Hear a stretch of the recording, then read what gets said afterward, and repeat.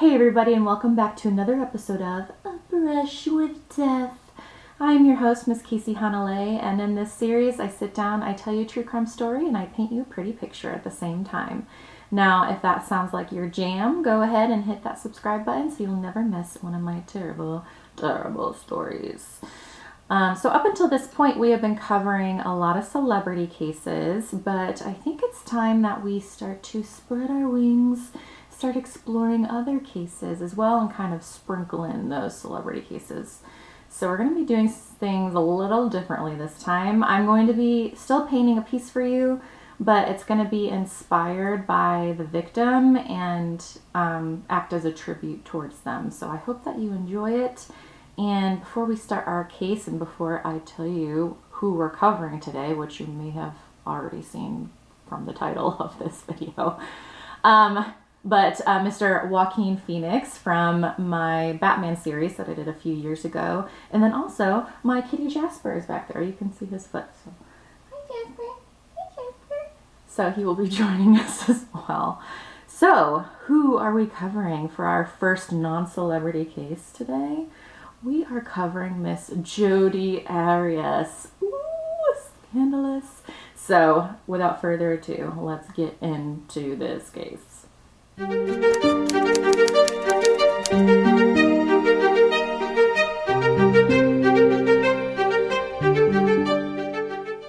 So this case takes place in 2008. I was in high school at the time, and I remember it being huge on the news, and whenever something new would come out, or even the trial later on, I remember being like glued to the TV because I was just like fascinated by this case. Hence why I'm doing it first, right? So I wanted to know if you guys remembered where you were when you heard about this case, and if you remember hearing about it at all, because I'm just curious. Anyway, so I don't want to start by talking about Jodi. I want to start by talking about Mr. Travis Alexander. So Travis was born July 28th, 1977 in Riverside, California. A lot of this story happens kind of on the West Coast, California, Arizona.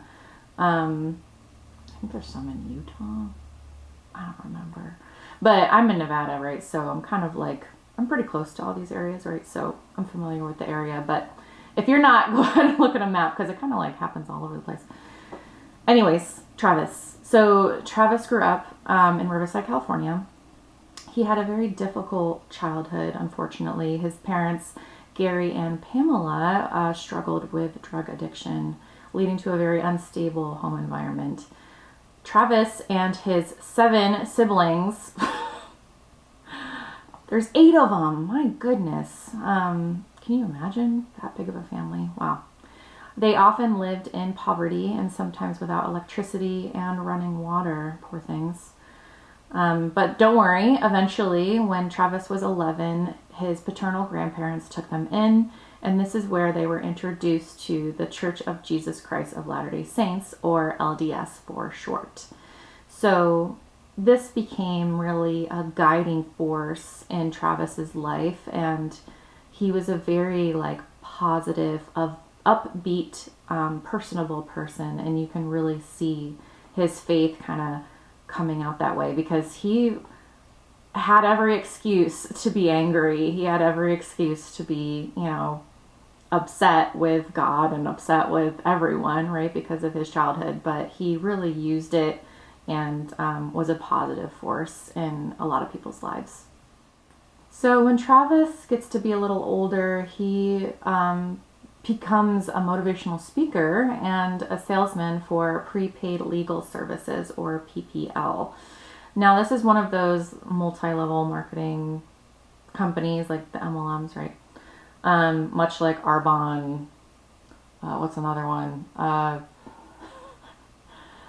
Arbonne, LuLaRoe, Jamberry. Oh my God, my sister was really into Jamberry and she tried to get me into it. You're not going to suck me in there. You're not going to suck me into that. Anyways, I'm pretty sure Jamberry went out of business. Anyways, he was known, he rose through the ranks really quickly. This was, MLMs are not for everyone, right? Like, you have to be very personable to be successful. and he quickly rose through the ranks. This was his element. This was his environment. He was known to be very charismatic. He had a really good sense of humor, and he also had a very positive outlook, like I said before. He also dreamed of being a self-help author and was working on a book titled Raising You, which is focused on overcoming adversity. So I think his family was able to make that book available, actually, on Kindle. So if you want to go read it, it is available on Kindle. Travis lived in Mesa, Arizona, and was deeply involved in his LDS community. So he was really pouring everything he had into his community, and he had a very large circle of friends to show for it. He was very well liked and was considered a kind and generous person.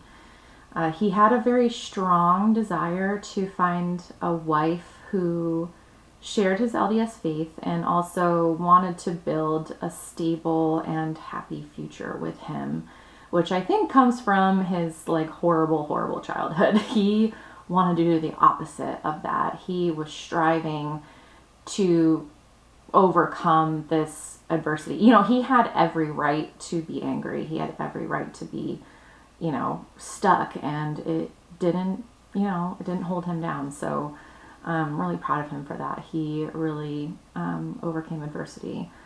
He just couldn't outrun Jodi. Oh, God. He also loved to travel and was planning a trip to Cancun before his unfortunate murder. So he had a lot of interest. He was a very positive person, very upbeat, just a very inspirational person, I think. And he would have gone so far if he hadn't been cut down short. So it's just really unfortunate. Jodi. Okay, Jodi Arias was born July 9th, 1980 in Salinas, California. She grows up in Northern California and around that area. I have a few relatives that grew up in that area as well around the same time. And I did ask them if they ever ran into Miss Jodi, and they had not. Bummer. I was just hoping for a first-hand account of the crazy. Anyways, she had a relatively stable upbringing, but she would later claim that her parents were very abusive towards her, which they deny, and the whole family denies. So we can neither confirm or deny if that actually happened, but given her track record of lying and deception, I think we can probably say that that was bullcrap. Anyways, so she had an interest in art and photography, which later became her passion. There's always a bad artist in the bunch, guys. We are not all crazy, I swear to you. Most of us are, probably. I mean, I'm speaking for myself here. I'm a little tad crazy, but not Jodi Arias crazy. My goodness. So Jodi dropped out of high school in 11th grade, but did end up earning her GED later on. You can probably hear my cat licking himself. Would you stop? She's just going to keep going. Anyway, so she earned her GED. I did read this story that she was caught growing weed in her room in high school, which I was like, that's bold, man. But she does a lot of bold things later on, so within character for her. She quickly moved in with her boyfriend Bobby, who would later catch her cheating. Sorry, Bobby. She worked a series of odd jobs, including waitressing and working at a casino. Jodi had a history of intense relationships and jealous behavior. Before she met Travis, she had several long-term boyfriends, one of whom she lived with for many, many years. And then one of her exes, Daryl Brewer, she actually was living with when she met Travis. And she told Travis that she was single when she wasn't.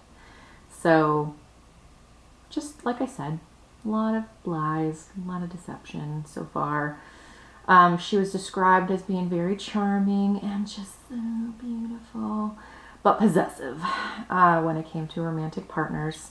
She aspired to be a professional photographer and often took pictures of nature, people, and herself.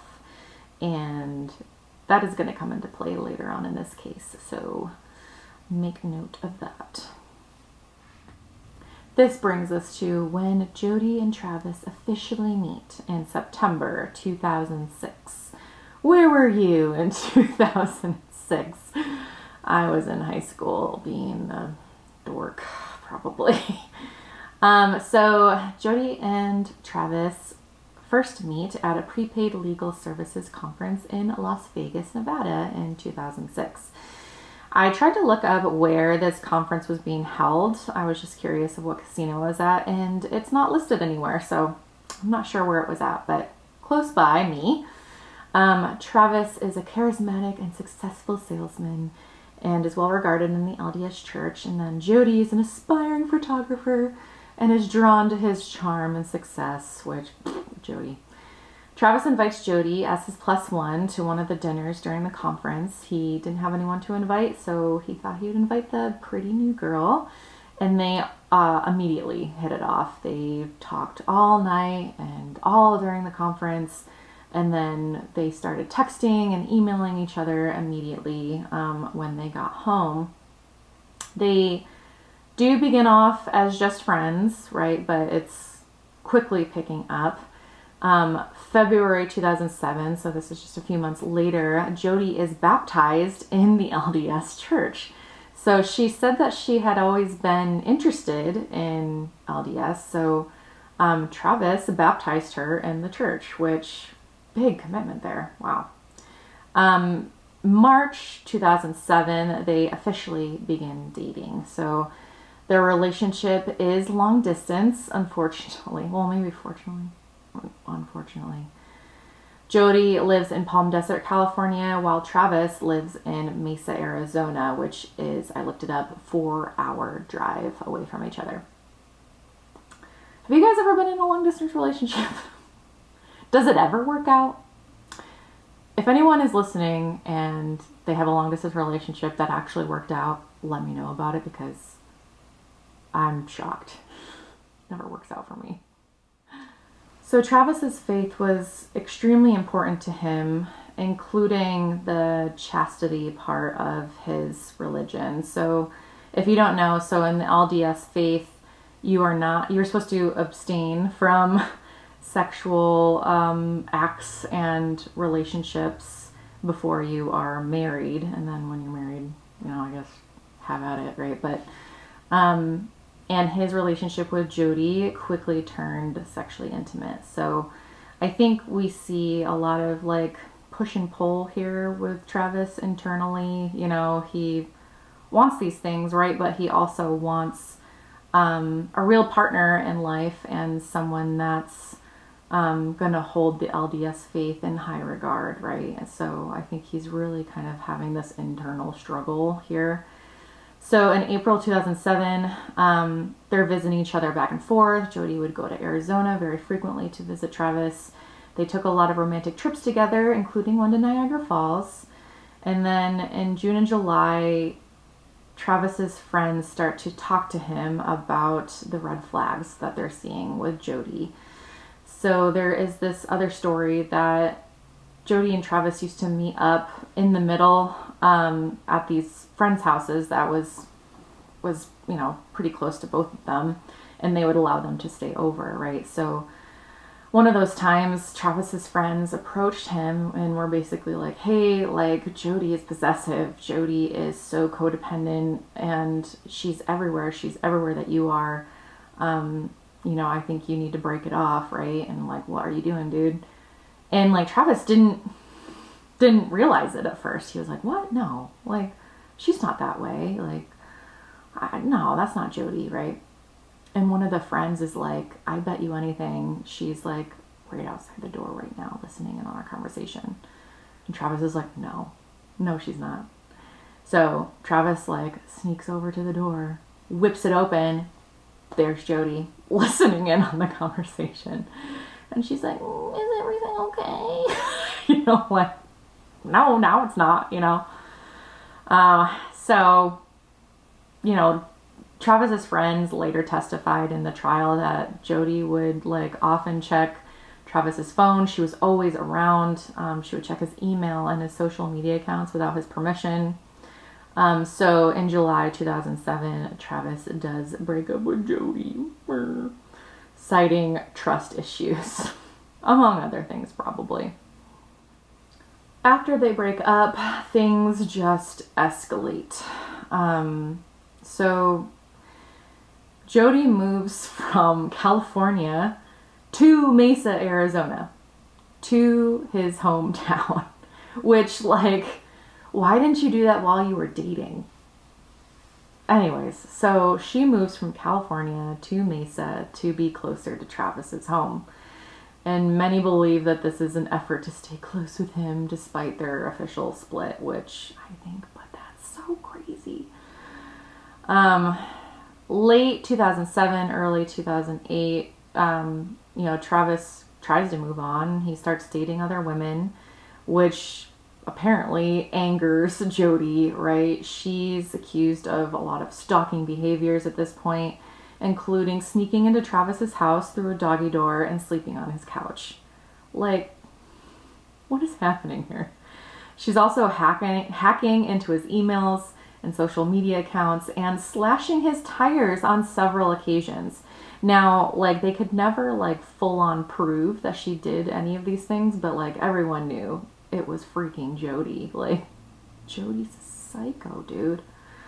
However, I will say that, so they had, like, an on-again, off-again, like, sexual relationship as well. And I think this really kind of, I'm not victim blaming, right? Because you should never murder anyone for anything.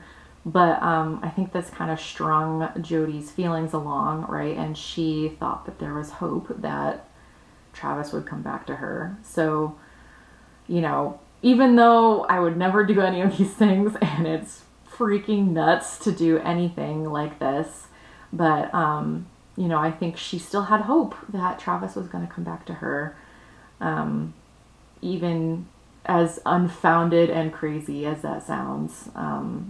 I think there is an argument to be made that, she was getting mixed signals. I'll just say that, right? January 2008, Jodi finally moves back to California. But she does continue an on and again, off again sexual relationship with Travis. So he's still sleeping with her, but doesn't want to be with her, which, just break it off, guys. Clean break. That's the safest way to go about this, right? Again, I'm not victim blaming, but it's just, I think he just really struggled with wanting, a wife and a partner, but also needing, that part of him wanted it. So, poor Travis, I think he just got caught up in it, right? So anyway, so May 10th, 2008, Travis posts on his blog about wanting to find his wife and best friend, suggesting he is looking for someone other than Jodi. And Jodi probably read that, and that was the last straw. And May 26, 2008, Jodi rents a white Ford Focus for a planned road trip, telling the rental clerk she was just using it to drive locally. May 28th, 2008, Jodi borrows some gas cans from a friend, allowing her to travel without stopping for gas before getting to Arizona, which is likely to avoid leaving a paper trail, which is, say it together, everyone, premeditation. Right. June 2nd, 2008, Jodi leaves California and begins her drive towards Arizona. So now we are getting to the final hours of Travis Alexander's life. So around 4 p.m., Jodi arrives at Travis's home in Mesa, Arizona. They engage in sexual activity, with Jodi photographing the entire thing, their intimate moments, including pictures of herself, which comes up later, using Travis's new camera. So around 5:30, they take shower photos of Travis with Jodi taking different angles of him. And then between 5:30 and 5:40 p.m., Travis is attacked in the shower. Now, we don't know exactly what happened first, but we can kind of speculate. So Travis was later found to be stabbed 27 times. His throat was slit from ear to ear, and he was shot in the head. Jodi later claims self-defense, which is extremely laughable, but like, I'm not gonna laugh right now because this is freaking terrible. But like, self-defense, girl? Okay. His body is dragged back to the shower, likely in an effort to clean up the scene. And the last photo on the recovered camera, which is taken accidentally and is later found in the washer, shows a bleeding Travis on the floor, likely dying. So that is the last known picture of Travis Alexander. Rest in peace to Travis.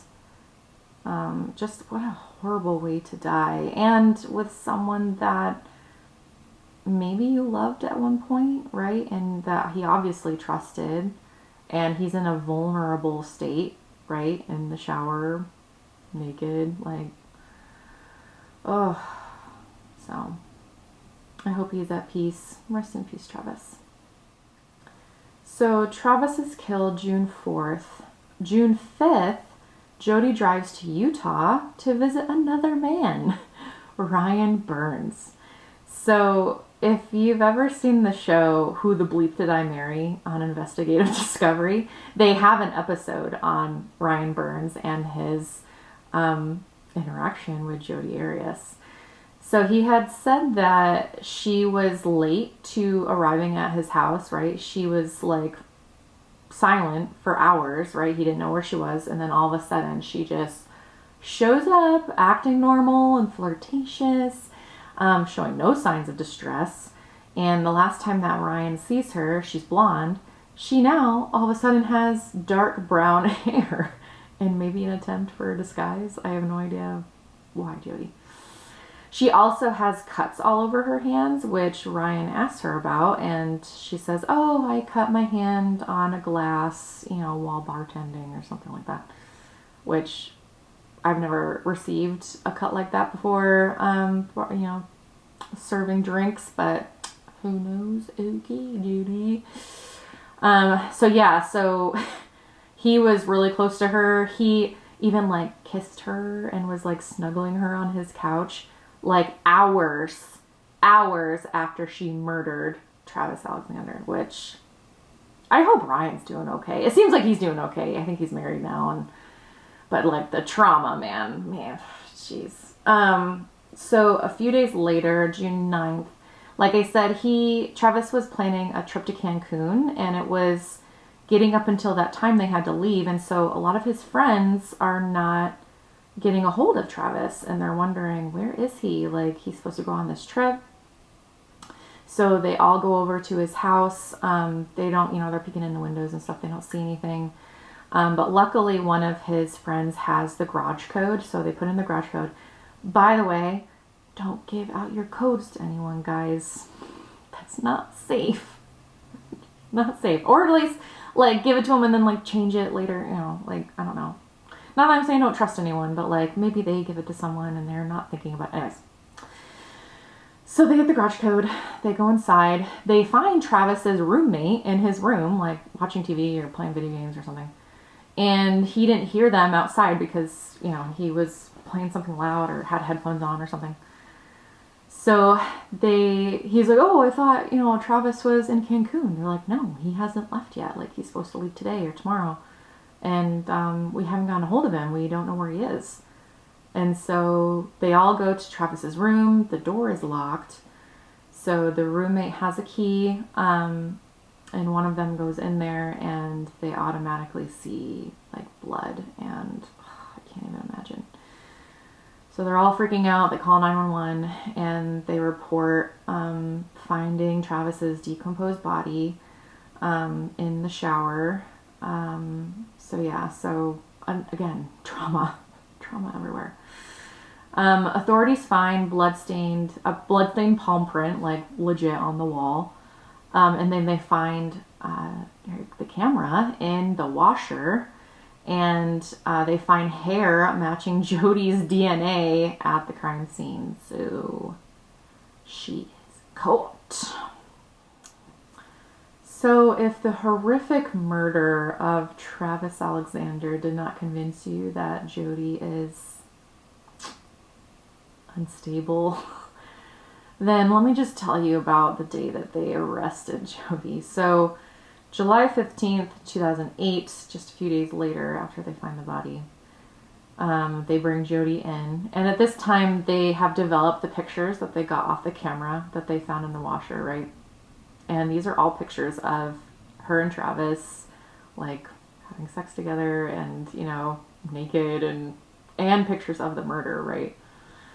And they, you know, Jodi's, like, all out there, right? They nicely cover her and show her the pictures, like, this is you, right? She's like, oh, sure does look like me. Jodi, you can't talk your way out of this one. So they're, like, gonna arrest her, right? And they're like, okay, we'll be, like, right back, right? And they leave her alone in this room, and this is all on camera. She straight up does a handstand in the corner of the room, and then she starts singing Oh Holy Night. God. It's terrifying. That's terrifying. Anyway, so they come back and they arrest her butt on murder charges of Travis Alexander. So yes, they got her. So she initially denies everything, that she wasn't involved, and that there were 2 masked strangers that came in and killed Travis. Like 2 ninjas that came in. And she would later describe, like, oh yeah, they, like, this is what we're here for. We're here to kill Travis. She's not what we're here for, you know, leave her alone. You know, we need to leave her alive, like Jodi. So when that didn't work, when they didn't believe that, she then changes her story and says it was in self-defense. You stab someone 27 times, slit their throat, and then shoot them in the head in self-defense, Jodi? I don't think so. So Jodi does claim self-defense, right? That's her argument. She killed him in self-defense after he attacked her in a fit of rage. So she claimed that Travis had a history of abusive behavior, and there's, like, no solid proof of that. And she said that he became angry during a photo shoot and attacked her, and she acted in fear for her life. The crime scene, however, showed a very brutal and prolonged attack, not self-defense, against Travis. There was no history of abuse. Travis's friends and ex-girlfriends denied he was violent. There's no, like, reports of any of this, right? And the sequence of wounds suggested that Travis was attacked in a vulnerable position, aka the shower. Also, the overkill. There was a very deep neck wound, excessive stabbing, points to rage instead of self-defense. So they were quickly poking holes in that self-defense story, Jodi. No one's buying it, girl. Another theory is that Jodi killed Travis in a crime of passion, so it was not premeditated. I think it was. So the theory is that Jodi didn't plan to kill Travis, but did so in a jealous, emotional outburst. So the arguments supporting this, Jodi and Travis had a very heated on-again and off-again relationship. Some believe that she may have snapped in a moment of rage upon realizing Travis was moving on. But counterpoint, the gas cans. This was premeditated, guys. She also shut off her phone, and she rented that car, all in premeditation of this murder. The level of violence doesn't align with heat of the moment kind of killing. This is rage, premeditation killing. There is also a theory circulating that Jodi had an accomplice. So some people speculate that Jodi was not alone and may have had help from someone else. Their reasoning was that the violence of the attack made people wonder if someone Jodi's size could have overpowered a man Travis's size, which I can see, right? But if Travis is in a vulnerable situation, like in the shower, he probably was caught off guard, right? Jodi claimed that 2 intruders, like I said before, killed Travis before she changed her story. However, there's no evidence to support this accomplice theory and a second person being involved. Every bit of evidence that was collected from the scene was Jodi, or a mixture of Jodi and Travis's DNA. So I think she's pretty sunk here, guys. So one thing that I will never forget, so during the trial, Jodi is like media hungry as well. She is loving this attention. And she's doing this interview, right? And Nancy Grace is doing commentary on this whole thing, right? And so you see Jodi on one side and then Nancy Grace. And Jodi, there's a pause and Jodi is fixing her makeup for the interview, right? And Nancy Grace is like, oh, let me just fix my makeup, after I murdered my boyfriend. Like, just straight up calling her out, right? Oh, I love it. But yeah, like, you can see how, like, Jodi can turn it on and off, like, on a dime, right? Like, that's the crazy, guys. You can see the crazy oozing out, right? She will be talking and be, like, choked up, and then all of a sudden she can turn it and be completely fine. Which is like scary. People like that scare the crap out of me. So the official theory was premeditated murder by Jodi Arias, and this was the prosecution's case against her. So in the official trial, this is what they went with, that Jodi was jealous and obsessed with Travis, who was moving on with another woman. So the evidence of premeditation are that she rented the car, she borrowed the gas cans to avoid stopping for gas, so there was no paper trail. She dyed her hair brown in an attempt to disguise herself, which okay. And then she turned off her phone while traveling through Arizona so that it wouldn't ping any cell phone towers. So there's no evidence to suggest that she was there, but however, they did find a bloody palm print which had Jodi and Travis's DNA together mixed in, and also, overkill rage attack. Like, who else in Travis's life would have wanted him dead, right? So everyone said, Travis's friends, his family, all speculated that it was Jodi. There was no one else that had motivation to do something like 27 stab wounds, shot in the head, and his throat cut. Like, who else do we know that would want Travis dead like this? No one except Jodi. And obviously they found the camera in the washing machine with pictures of Jodi on it, and Travis dying and his dead body. So, there's no talking your way out of this, girl. There's no talking your way out of this. And she thought that she was going to. She thought she was going to talk her way out of this. She thought she had the jury wrapped and media wrapped, and she was going to get out of this. So at first, Jodi denied even being there, right? And then she claimed that 2 masked intruders killed Travis. And then finally, she claimed self-defense, right? So despite the brutal attack, she was still going with self-defense. But in 2013, May 8th, she is found guilty of first-degree murder. So it doesn't end up so well for Jodi now. So her lies and manipulation throughout the years may have worked for a lot of people, and she may have gotten her way, but not this time. And this is the time that counts. And I think justice was definitely served in this case. Jodi was sentenced to life in prison without the possibility of parole. So I think justice was definitely served in this case. So some key takeaways, right, that I want to briefly talk about. Travis and Jodi had a very toxic relationship filled with jealousy, stalking, and control.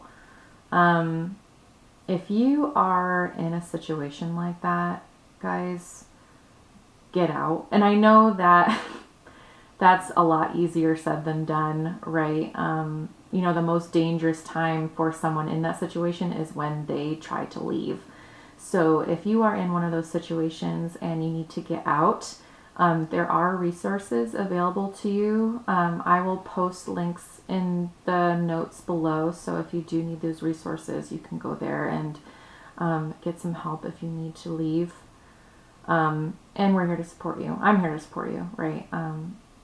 Anyways, so yeah, it's just really sad. I wish that, again, I'm not like victim blaming, right?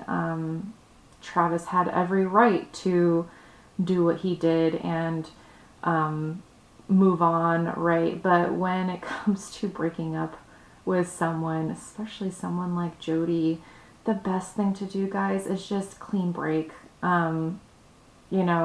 Again, Travis did nothing to deserve what happened to him. No one deserves that, I think. But just be safe. Be safe out there, guys. Please be safe. You never know. Like, you may think you know someone, and, a lot of times people find out that they don't know their loved one as well as they thought they did, and it ends up in something like this. So please be careful out there, guys. That's my key takeaway from this. And if you are seeing signs, red flags, if your friends are bringing up red flags, please listen to them. Please get out. So if you are in a situation like that right now, please go to those resources. I will link below. So what is Jodi up to now? I was curious to know. So as of February 2005, Jodi Arias is still serving a life sentence without the possibility of parole at Arizona State Prison Complex in Perryville in Goodyear, Arizona. Sorry. So she, like I said before, she loved photography and loved art. Unfortunately, she is still doing that, right? So she has been creating and selling her artwork via Instagram. And this Instagram is like managed by her family.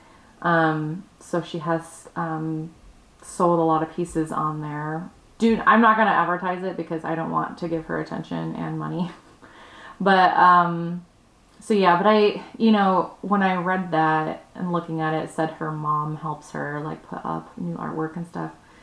And I was just thinking about her parents too. And, Travis and his family and his friends, they're all victims in this too. But I think Jodi's family as well are victims in this as well. They tried their best with Jodi, right? But sometimes your kids just do horrible things, and if you're a good parent, you still need to be supportive of your child, right? So I read that Jodi's mom visits her a lot in prison and helps her sell her artwork, right? And I can't even imagine how she feels about it. And, they've made comments too. They've stayed relatively out of the spotlight too, because you see cases like this, right? And you see that the parents are adamant that their child is not guilty, and they're in the media, claiming their innocence and all this stuff. And that is not Jodi's parents. I don't think they've said either way that they think she's guilty or not guilty, but I think just their silence says it all. I think they know what she did, and they've seen a history of her behavior right from childhood. And they think, yeah, that's probably what happened, right? So I just wanted to mention that really quick. So anyway, she has held a few different roles in the prison. So she's worked as a porter, and then she worked in the warehouse for a little bit, and then she worked in the library in February 2021.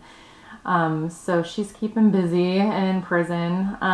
She was in a maximum security facility, but then she was moved to like a medium security prison. She's been very well behaved and stuff, and so I think she's trying to get an appeal. So in March 2020, the Arizona court, she filed an appeal, and they upheld her sentence, first-degree murder, life conviction without the possibility of parole. So thank goodness. Her attorneys had argued that the prosecutor had a lot of misconduct, and excessive media coverage deprived her of a fair trial. But the court found an overwhelming amount of evidence against Jodi. Like, it would have been guilty anywhere, is what they're arguing. So, yeah, they upheld her conviction. So, good on you. So she maintains her innocence, and she, keeps putting out her artwork, and seems like she's trying to get an appeal, but it's not going to go anywhere, Jodi. Sorry.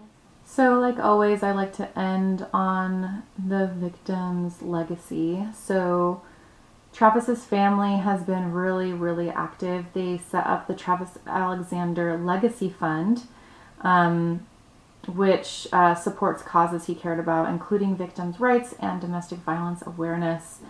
Donations has been used to help at-risk youth and families in need, which I think is great and says a lot about his family and turning this into something good, right?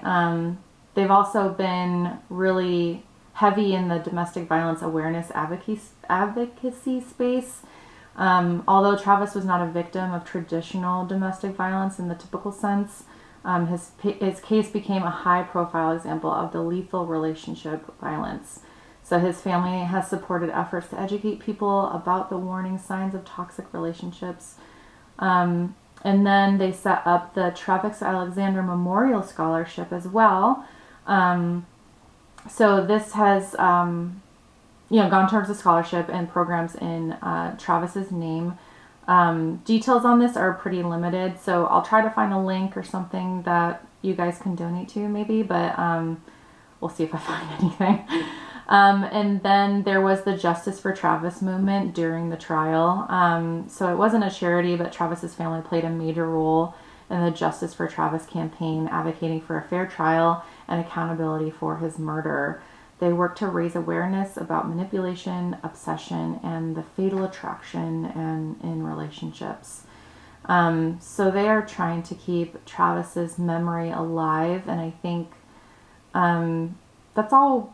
If something like this happens to you, that's all we can really do, right? Is try to turn this into something good. I think that justice was served in this case, and not every case is like this, right? So there's not always a quote-unquote happy ending. This isn't a happy ending, right, guys? But, justice was served, and they are keeping Travis's memory alive by starting these different charities and doing, noble things in Travis's name.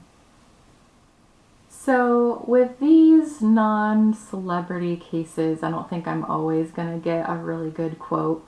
But since Travis was writing his book, I ended up finding a really, really good one. So Travis said in his book, "Your circumstances are not the keys to your future, your choices are," which I think is really good advice. And Travis, I think, lived by these words, right? He was really trying to talk the talk, and he was trying to get there, right, with his relationships as well. He knew that the relationship with Jodi he didn't have a future, right? And so he was trying to get on the right path and get the right partner. And unfortunately, that was just, his life was just cut short, and he didn't have the opportunity to do that. So, so I hope that you find that encouraging, and I hope that maybe a little eye-opening, right? You know, your circumstances are not the keys to your future. Your choices are. Everyone has free will. Everyone has the choice to make their life better and to be happy. So go out there and make good choices, guys. All right, so without further ado, oh, the finished piece. Oh, it's so nice. So in case you missed it, so Travis's last, he loved to travel, right? And so Travis's last trip was going to be to Cancun. So this is a Cancun sunset. And, you know, I wanted to do it in Travis's honor. And I, you know, if Travis is looking down on us right now, I hope that he likes it, right? I think Travis would have liked this in life, right? So this one is for you, Travis. It turned out so pretty. I haven't done a landscape in years, so this was a fun one for me. So Travis, I hope you like it. Oh, all right, guys, I will put it with the others. I hope you guys enjoyed that case as much as I did. Again, a different format, but I think it's a fun one, and I will try to include celebrity cases throughout this series, but I think this was a fun one to do. And go out there, be good people, treat everyone nicely, be a good person, and I will see you in the next one, guys.